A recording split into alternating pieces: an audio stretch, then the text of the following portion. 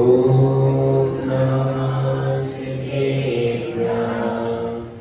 ओम नमः शिवेभ्यः। मंगलम भगवान जीरो मंगलम गौतमोगणी मंगलम कुंद कुंदार्यो जैन धर्मोस्तु मंगलम सर्वमंगल मांगल्यम सर्वकल्याणकारिकम प्रधानं सर्वधर्माणां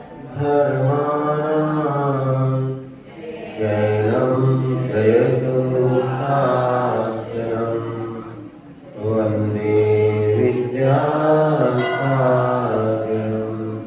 जय बोलिए अहिंसा परमो धर्म की, शासन नायक भगवान महावीर स्वामी की, आचार्य भगवान श्री कुंद कुंद महाराज की, आचार्य गुरुवर श्री विद्यासागर जी महाराज की, आचार्य श्री समय सागर जी महाराज की।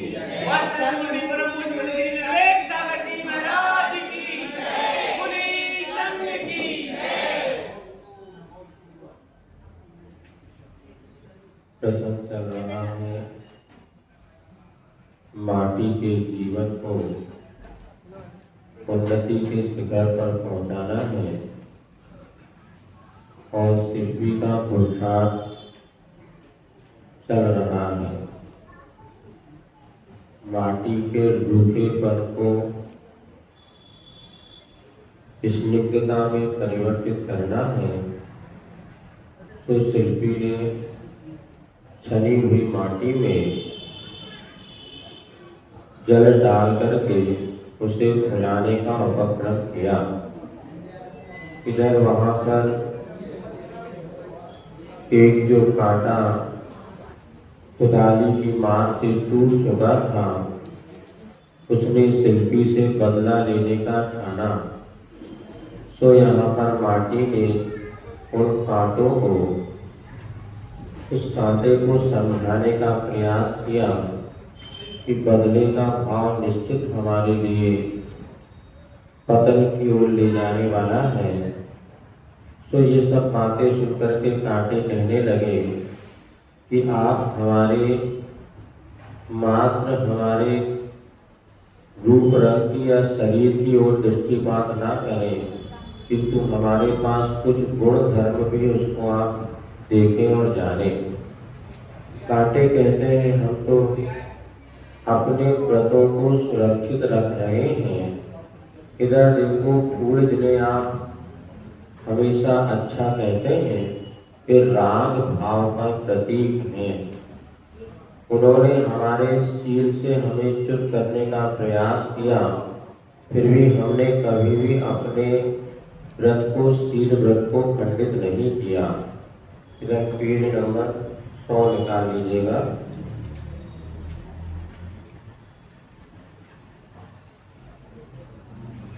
हमें अपने शील स्वभाव से च्युत करने का प्रयास करती है ललित लताएं, ये हमसे आ निपटती है, खुलकर आलिंगित होती है, तथापि हम शूलों की शील छवि विगलित विचलित ना होती।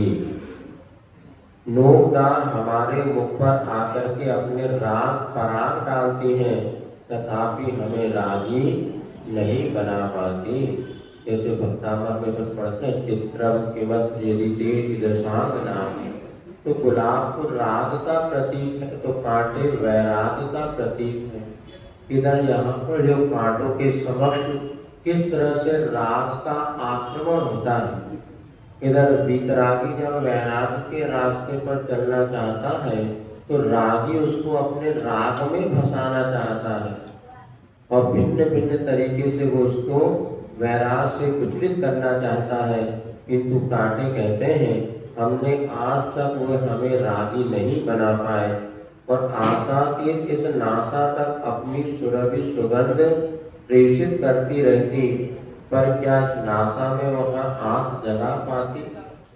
विस्मित लोचन वाली, सस्मित अधरों वाली वह लोचनों तो कुछ मादकता कुछ स्वादकता सरपट सरकाती रहती है, हाव भाव भंगों से नाचती रहती है।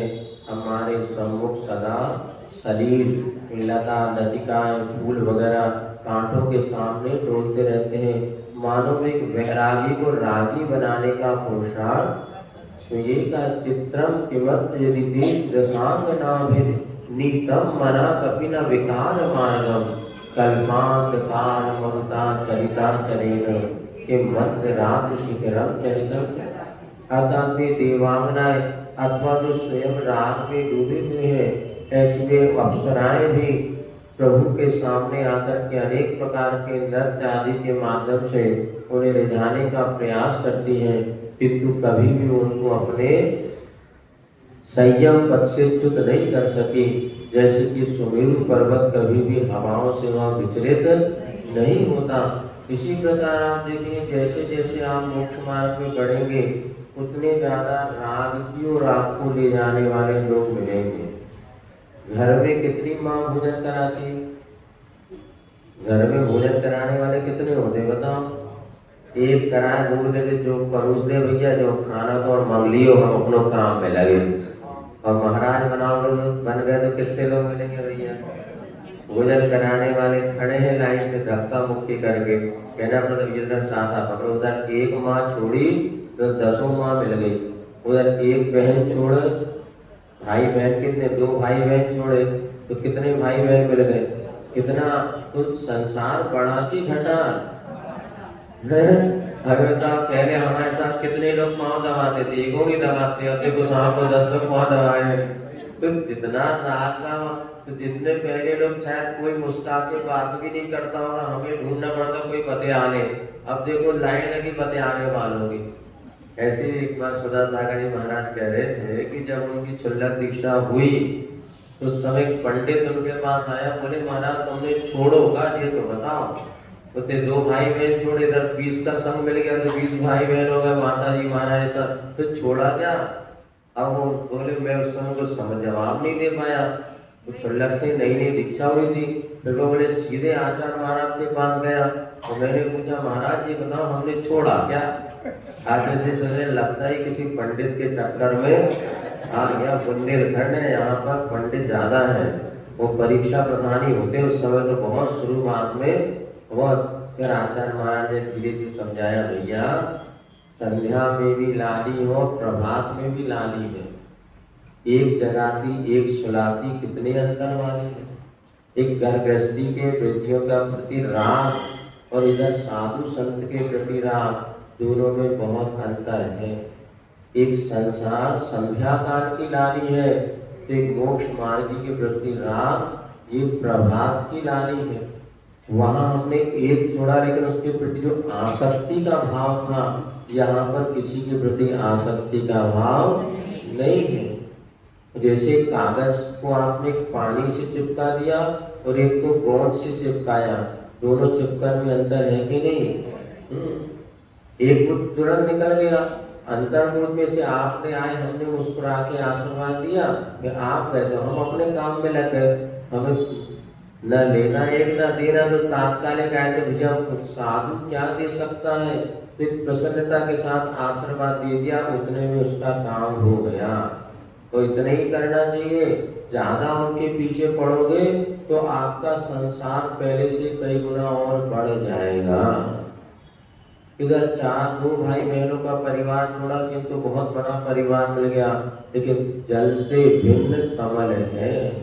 कमल कीचड़ में रहता हुआ भी जैसे उससे भिन्न होता है, उसी प्रकार सम्यक दृष्टि की ये परिभाषा जब दी है कि सम्यक दृष्टि गर्भस्थी में रहता हुआ उससे भिन्न रहता है। फिर जो साधक होते हैं, जिन्होंने ग्रह त्यागी होते हैं, उनके लिए तो बस ऊसई करता हो बस भैया, हाँ, लेकिन ज्यादा अंदर से जुड़ना नहीं। यदि साधु श्रावकों से जितना अंदर से जुड़ेगा उतना उसका पतन होगा। आप 24 घंटे महाराज को याद रखोगे आपका कल्याण होगा, और हम यदि 1 घंटे तुम्हारी याद करेंगे तो हमारा अकल्याण नैया डूब जाएगी। पानी के ऊपर नाव हो पार हो जाएगी, नाव में अगर पानी आ गया तो नाव डूब जाएगी। जग में रहते जग से न्यारे। बस इतना ही है।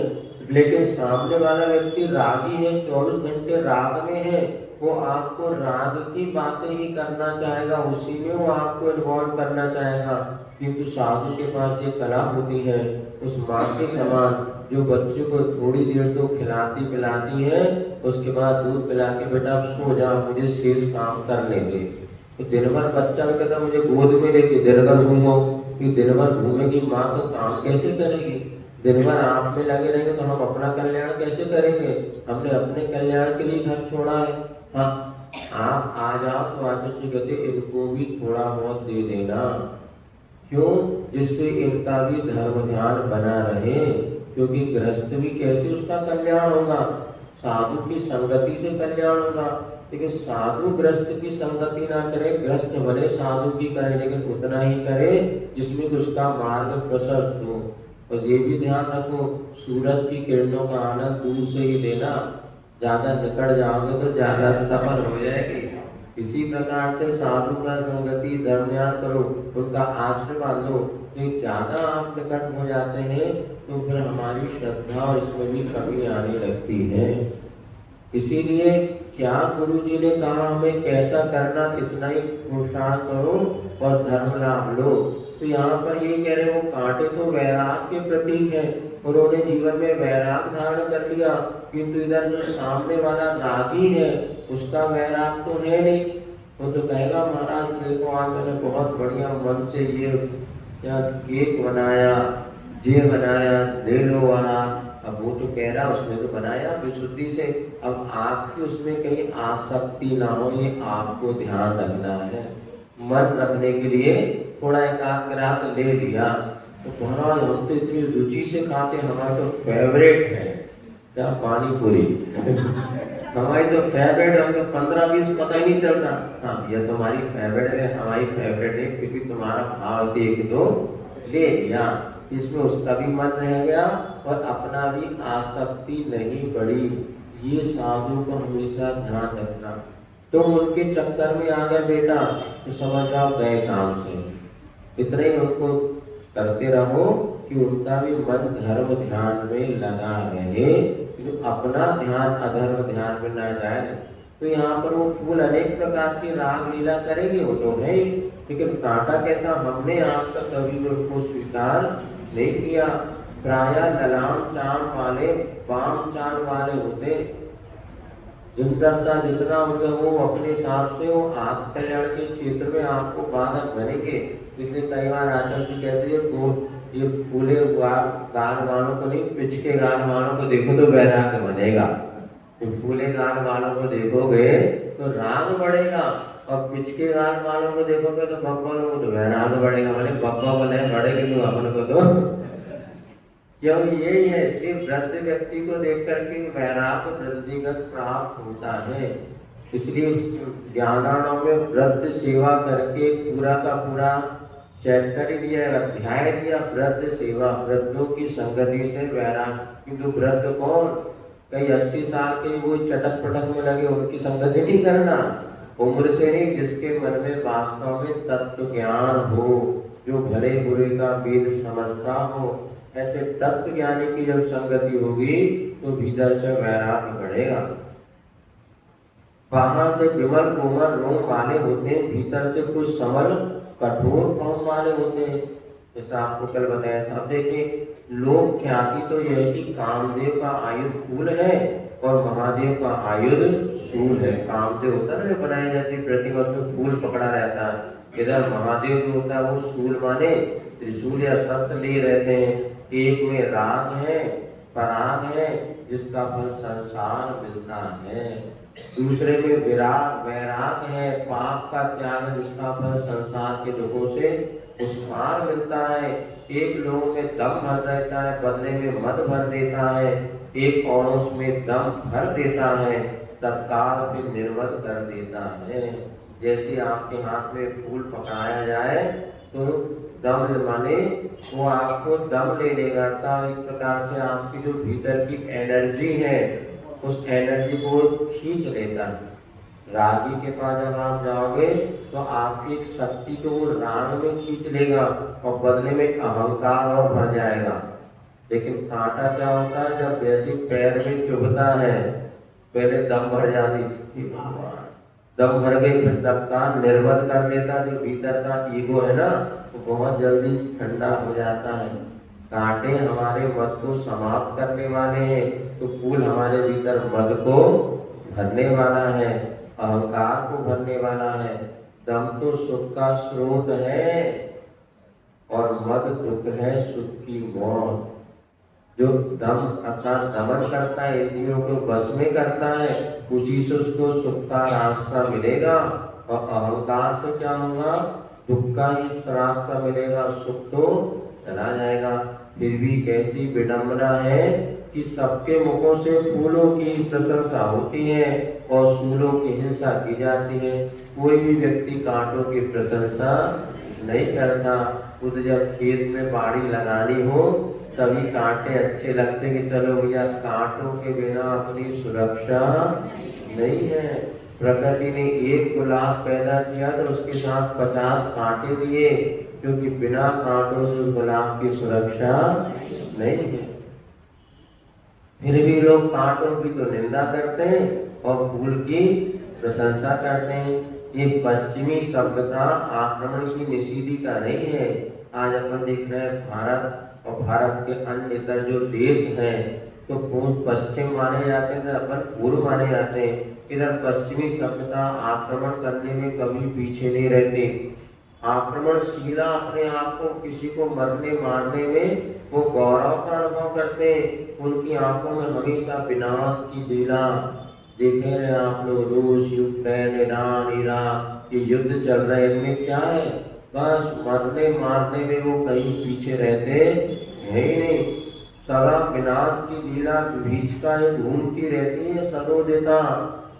और हमारी भारतीय संस्कृति कैसी है, महामनाजेश्वर अभिनिष्क्रमण कर गए, सब कुछ तज कर बन गए, नग्न अपने में मग्न बन गए। उसी ओर उन्हीं की अनुपमा का निर्देशिका हमारी यह भारतीय संस्कृति है, सुख शांति की प्रवेशिका है। यह हमारे यहाँ भारत की संस्कृति है कि एक समय होने के बाद राजा भी अपना राजपाट को त्याग करके वन की ओर चले जाते थे, दीक्षा ले रहे थे। आदिनाथ भगवान के पिता ये आदिनाथ ने क्या किया, भरत बाहुबली को राज सौंपा और वो दीक्षा लेके वन में चले गए और संसार से तर गए। ये हमारा एक भारतीय संस्कृति है, यही सुख शांति की ओर प्रवेश कराने वाली। सूलों की अर्चा होती है इसलिए फूलों की चर्चा होती है। क्या सूलों की पूजा होती है इसीलिए लोग फूलों की चर्चा करते हैं। फूल अर्चना की सामग्री अवश्य है, ईश के चरणों में समर्पित होते वहां, परंतु फूलों को छूते नहीं भगवान। फूल भगवान के चरणों में भले चढ़ाए जाते हैं किंतु भगवान कभी उस फूलों को छूते नहीं। सूलधारी होकर भी काम को जलाया है प्रभु ने, तभी तो शरणहीन हुए फूल शरण की आग ले प्रभु चरणों में आते हैं। प्रभु ने काम बाण विद्वसनाय पुष्पम निरपाम दी। तो जिन्होंने काम बाण को नष्ट कर दिया है, विषय वासनाओं को नष्ट कर दिया है, ऐसे प्रभु के चरणों में भी वो फूल आकर के समर्पित हो जाते हैं। और शरणहीन हुए प्रभु फूल शरण की आस लेकर के प्रभु चरणों में आते हैं। और सुनो, प्रभु का पावन संपर्क पाकर फूलों से बिलों परिणमन सूलों में हुआ। कहाँ से यहाँ तक, यहाँ से कहाँ तक, कब से अब तक और अब से कब तक, आदि आदि सूक्ष्माति सूक्ष्म स्थान एवं समय की सूचना सूचित होती है सहजी सूलों से। अन्यथा दिशा सूचक यंत्रों और समय सूचक यंत्र घड़ियों में कांटे का अस्तित्व क्यों है बताओ। हमने सूल कहते हैं कांटे, हमने तो भगवान का सहारा मिला, फूलों का सहारा नहीं मिला। सुन नहीं रहे, सूल भगवान के हाथ में है और फूल भगवान के चरणों में है। भगवान फूल को नहीं छूते किंतु सूल को तो अपने हाथ में सूल करते। यहाँ पर रत्नत्रय तीन, सम्यक दर्शन, सम्यक ज्ञान, सम्यक चारित्र, यही वो सूल है जिसके द्वारा संसार को छेदा जा सकता है। अथवा लोक व्यवहार में शंकर जी के हाथ में क्या होता था? त्रिशूल। तो अपने भगवान भी कौन है? शंकर। तम शंकरो शिव भुवन त्रय शंकर। हे आदि भगवान, आप ही शंकर हैं जिन्होंने अपने हाथ में रत्नत्रय रूपी त्रिशूल को धारण किया। सम्य दर्शन सम्य ज्ञान। और वो इसलिए हमें तो भगवान का सहारा मिला है, इसीलिए भगवान की संगति से हमारे में क्या परिवर्तन आया। देखो, किसी दिशा आपको ढूंढना हो, ये पूरब है कि पश्चिम है, तो क्या करते? चुंबकी सुई आती प्रकार, उसमें कांटे होते हैं, वो बता देते हैं ये उत्तर है, ये पूरब है, पश्चिम है। अथवा कहाँ कितने बजे कहाँ जाना है, तो हाथ में घड़ी होती है, तो उसमें भी क्या लगे होते हैं? कांटे लगे होते हैं। और दिशा सूचक यंत्र होता है, उसमें भी कांटे। समय सूचक यंत्र में भी कांटों का अस्तित्व, इसलिए कांटों की बहुत उपयोगिता है। फूल की कोई उपयोगिता? फूल तो 2 दिन में खराब होके फेंक जाएंगे, किंतु सूल तो सूखने के बाद भी आपकी बाड़ी बन के आपकी सुरक्षा। इस बात को हमें नहीं भूलना कि घन घमंड से भरे उद्दंडों की उद्दंडता दूर करने के लिए दंड संहिता होती है। जिन्होंने यदि अपने उद्दंड होते हैं तो शासन में दंड संहिता भी होती है। और शासन की सैया फूलवती नहीं, शूल शीला होना हो, अन्यथा राज सत्ता व राजस्था की रानी भो राजधानी बनेगी।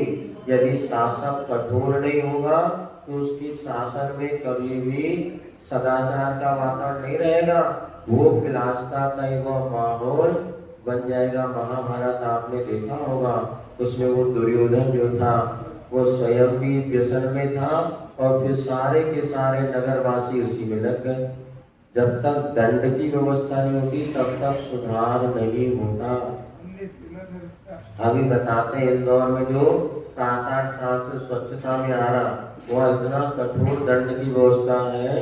बताते एक सवाल बता रहे थे, हमने थोड़ा सा कचरा बाहर फेंक दिया, तुरंत 5,000 रुपए का जुर्माना वो आ ही गया। बेटा चूर चपट कोई नहीं।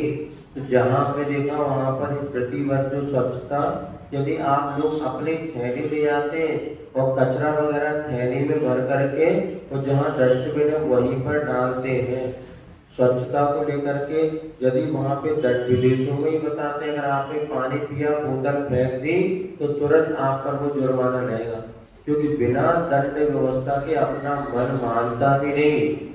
तो यहाँ पर धीरे धीरे करनी पड़ेगी। लेकिन राजसत्ता व राजस्था की राज नहीं बन, इसीलिए तो वह शिल्पी की मति परिणति में परिवर्तन गति वांछित है सही दिशा की ओर। वो कांटा भी कहता है कम से कम शिल्पी हमसे पुनः छत विक्षत कांटा, कम से कम शिल्पी भूल के लिए सूल से क्षमा याचना तो करे कि हमारी गलती से आपकी टांग टूट गई। अब देखिए, तो कल का प्रसंग हो गया, अब आगे का प्रसंग प्रारंभ करते हैं। अब माटी का संबोधन होता है। अब माटी क्या बोलते सुनिए। अरे सुनो, कुंभकार का स्वभावशील तुम्हें कहाँ ज्ञात है, जो अपार अपरंपार क्षमा सागर के उस पार को पा चुका है। क्षमा की मूर्ति क्षमा का अवतार है। इतने नहीं, कोपाग्नि को भी बचाने वाली अनुकंपा पीयूष भरी वाणी निकल रही शिल्पी के मुख से, जिसमें धीर गंभीरता का कुट भी है। अब क्या हुआ, माटी ने कहा अरे अभी तुम्हें कुंभकार का स्वभाव पता नहीं, वह कुंभकार शील का धारी है और जो क्षमा के उस पार को पा चुका है, क्षमा की मूर्ति अवतार है। जैसे शिल्पी ने ये बात सुनी कि अरे एक कांटे को विकल्प हो रहा है कि मेरी वजह से उसको पीड़ा हुई, तो तुरंत क्या कहता है, क्रोध को पीकर पचाने वाली अनुकंपा से भरी अमृत वाणी और शिल्पी के मुख से निकलती है, जिसमें धीर गंभीरता का पुट भी है। हमामी खमन तुम्हें, क्षमा करता हूँ सबको, क्षमा चाहता हूँ सबसे, सबसे सदा बस सहज बस मैत्री रहे मेरी, पैर किससे क्यों और कब करूं, यहाँ कोई भी तो नहीं है संसार भर में मेरा बैरी। वह कहते हैं कांटे, वो शिल्पी कहता है कि मैं सबसे क्षमा चाहता हूँ, सब मुझे क्षमा करे। यहाँ मेरा सबसे मैत्री भाव है, किसी के प्रति मेरे मन में बैर भाव। अब मैं बैरी करूँ तो किसको? संसार भर में कोई भी मेरा बैरी नहीं है। ये बैर अज्ञान के साथ ही करता है, ज्ञान होने पर बैर भाव छूट जाता है। भैया किसको क्या करना, कोई भी संसार में मेरा बैरी नहीं, अपने अपने कर्म का फल सबको भोगना पड़ता है। विनियोग जीवी उस पुण्य कोटि फुटी अभ्रंसा, तन वितान को पार कर कांटे की सनातन चेतना को प्रभावित किया। और जैसी शिल्पी ने ये बात कही, इधर विनय से भरा हुआ वह जो वचन थे वो ऐसे काम कर गए जैसे माने किसी को बुखार आया हो और कोटि फुटी अभ्रक, इसको 1 करोड़ बार फुट दिया गया हो, या वो अभ्रक इसमें अनेक प्रकार से उसको कहते भावनाओं के साथ जब पीसा जाता था, वो जैसे औषधि शरीर को तो जैसे वो कार्य कर जाती है, इसी प्रकार सर के ये शरीर के छोड़ करके सीधे कांटे की सनातन चेतना जो थी उस आत्मा को उस भाव ने प्रभावित किया। अर्थात आपकी वाणी में मधुरता है तो वाणी की मधुरता सीधे चेतन पर जाकर अटैक कर सकती है।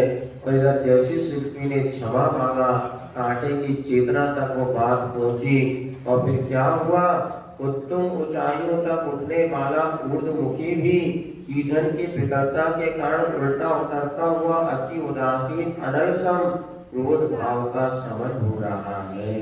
जो अभी कांटे के में क्रोध भाव था वो समन होने लगा। जैसे कि अग्नि लकड़ी अलग कर दो तो क्या होता है, ईंधन जो है धीरे धीरे शांत हो जाता है। ऊपर उठ रहा था वो ईंधन, बिल्कुल आग की लपटें ऊपर उठ रही थी, किंतु जैसे आपने उसका लकड़ी वगैरह अलग कर दी, अपने आप वो जैसे उल्टा उतरने लगता है उदासीन वो अग्नि। इसी प्रकार से क्रोध भाव का समन हो गया। जो कांटे के वन में उभर रहा था कांटा, जैसे शिल्पी ने क्षमा मांगी और वो क्रोध भाव उसका समाप्त हो रहा है। और पल पल प्रतिपल पाप निधि का प्रतिनिधि बना प्रतिशोध भाव का वमन हो रहा है। जो मन में प्रतिशोध बदला लेने का भाव था वो भी उसके मन में उल्टे वो निकल रहा है। वमन माने भीतर से बाहर की ओर निकल गया है। पल प्रतिपल पुण्य निधि का प्रतिनिधि बना बोध भाव का आगमन हो रहा है। और बोध भाव यानी सम्यक ज्ञान, सही सही तत्व को समझने की बुद्धि अब उस कांटे के भीतर उत्पन्न हो रही है, जो कि पुण्य का देने वाला जो परिणाम है। और अनुभूति का प्रतिनिधि बना शोध भाव को नमन हो रहा है। और अनुभूति यानी इसको खोज भाव कहते हैं, शोध भाव का नमन हो रहा है सहज अनायास यहाँ। तो शोध माने क्या होता है, बोध माने हो गया ज्ञान, तो शोध माने हो गया खोज। हम मेरे आत्मा का स्वरूप क्या है ये ग्रंथों में पढ़ा जाता है, इसको कहते हैं शोध। तो जब साधक आत्मानुभूति में लीन हो जाता है, सारे विकल्प छोड़ करके वो निर्विकल्प समाधि का सहारा लेता है, तब शोध होता है, अगर उस आत्म तत्व की खोज होती है। इधर विज्ञान आप पढ़ लेते हैं, जब प्रैक्टिकल रूम में जाते हैं वहां जाके उसका खोज करते हैं। इसी प्रकार यहाँ पर क्षमा मांगते ही इधर कांटे के जीवन में क्या परिवर्तन हुआ तो आपके समक्ष रखा गया। प्रकृति कोई और स्पष्ट प्रकाशित करती सी या लेखनी उद्यमशीला होती है कि बोध के सिंचन बिना शब्दों के पौधे कभी लहलाते नहीं। यह भी सत्य है कि शब्दों के पौधों पर सुगंध मकरंद भरे बोध के फूल कभी महकते नहीं। फिर संवेद स्वाद फलों के दल तोलाए कहाँ और कब होंगे, लोग सुनो। मनोयोग से लेखनी सुनाती है, जब बोध का फूल वहाँ ढलता बदलता जिसमें वह पक्व फल ही तो शोध कहलाता है। बोध में आकुलता फलती है, शोध में निराकुलता फलती है। फूल से नहीं फल से तृप्ति का अनुभव होता है, इसलिए फूल का रक्षण हो फल का रक्षण हो। हाँ, फूल में भले ही गंध हो फल पर रस कहाँ उसमें, रस से भरा होता ही है। साथ साथ सुरभि से सुरभित भी। छत विक्षर सूर का दिल हिल उठा और दिल का काठिन्य गल गया। शिल्पी के शिल्पन से अष्टपूर्व जलपन से। अब यहाँ पर पुनः लेखनी और स्पष्ट कर रही है कि शब्द बोध माने मां शब्दों के ज्ञान से बोध के सिंचन के बिना कभी लहराते नहीं। जैसे हमने आपको बताया आदिनाथ। आदिनाथ ये क्या हो गया? एक शब्द हो गया। आदिनाथ पड़ोस में रहता वो भी एक आदिनाथ है। अरे वो आदिनाथ भगवान तीर्थंकर जिन्होंने हमें धर्म का उपदेश दिया। कौन आदिनाथ? अरे नहीं, आदिनाथ भगवान जिन्होंने युग के आदि में हमें अच्छा जय हो। अब देखो शब्द में आनंद गया, जब बोध हो गया तो जय भगवान धन्य है, ऐसे आ गया। अब ये बोध हो गया, लेकिन बोध में भी शब्द के पौधे कभी लहलाते नहीं बिना बोध के। और यह भी शब्द है, शब्द के पौधों पर सुगंध मकरंद भरे बोध के फूल कभी महकते नहीं।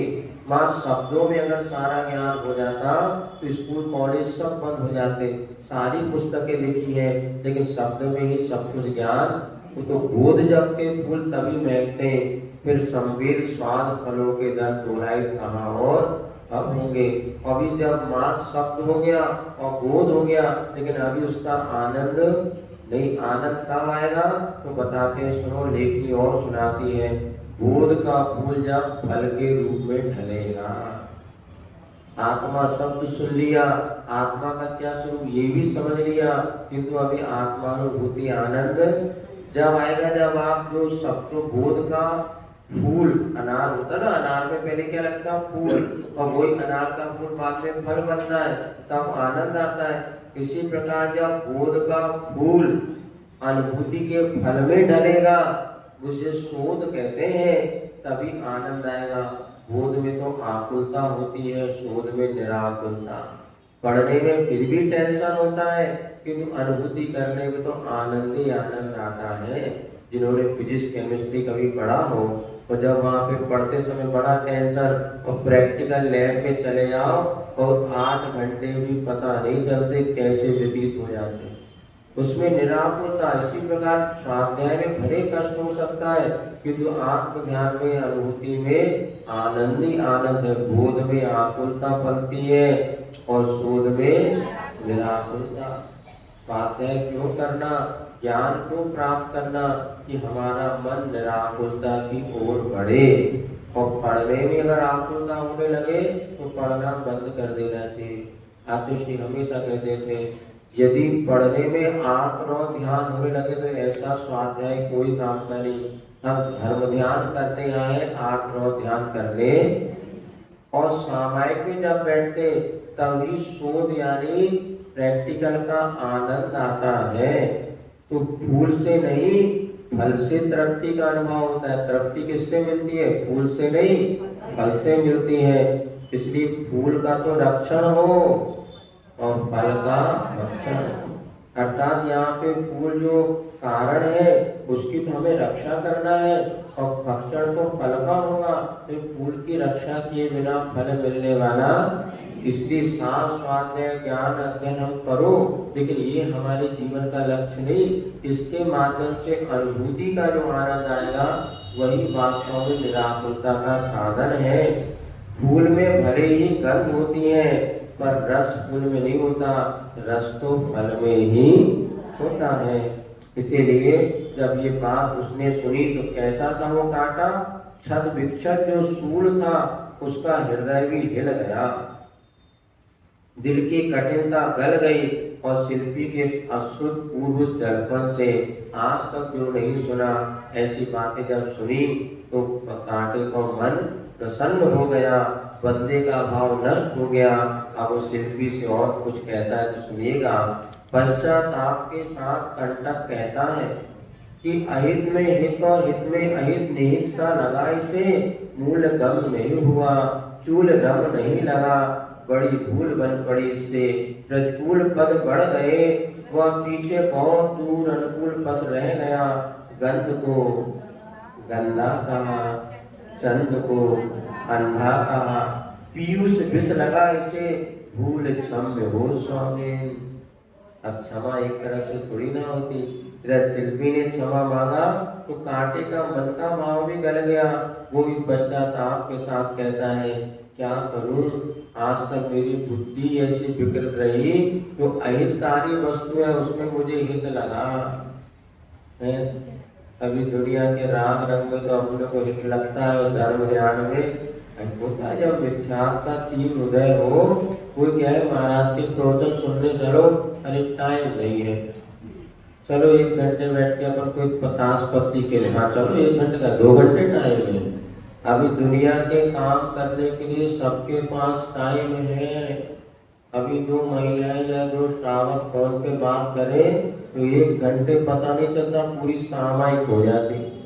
हमने देखा एक बार, हम एक जगह सामायिक की गर्मी का समय था, दिग्बंधना करने खड़े हुए तो कुछ बेटियां वहां पे मोबाइल पे बात शुरू हुई थी उनकी, हमारी पूरी सामायिक फिर दिग्बंधना करने तय बात चल रही थी। 1-1, 2-2 घंटे चैटिंग में, कामों में ऐसा समय निकल जाता, और किंतु वही स्वाध्याय करने के लिए टाइम नहीं है। यही तो मिथ्यात्व है, यही हमारे विनाशकाले विपरीत बुद्धि की परिणति है।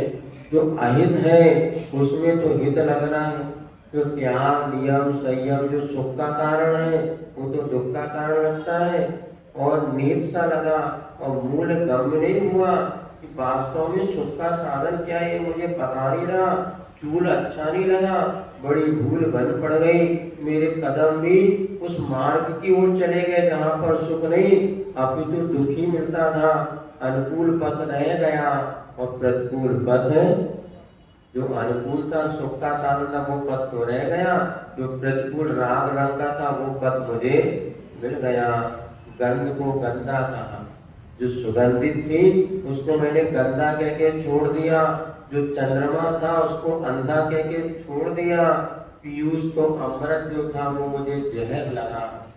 इसी को कहते हैं जब मिथ्यात्व का उदय होता है या विपरीत प्रवृत्ति होती है, तो अच्छी चीज वो उसको अच्छी, अमृत जो जिनवाणी है वो अमृत भी आज लोगों को अच्छी नहीं लगती। अरे क्या करें, महाराज के प्रवचन में बैठ के कुछ काम की बात तो मिले नहीं रहे, ये भी स्थिति है।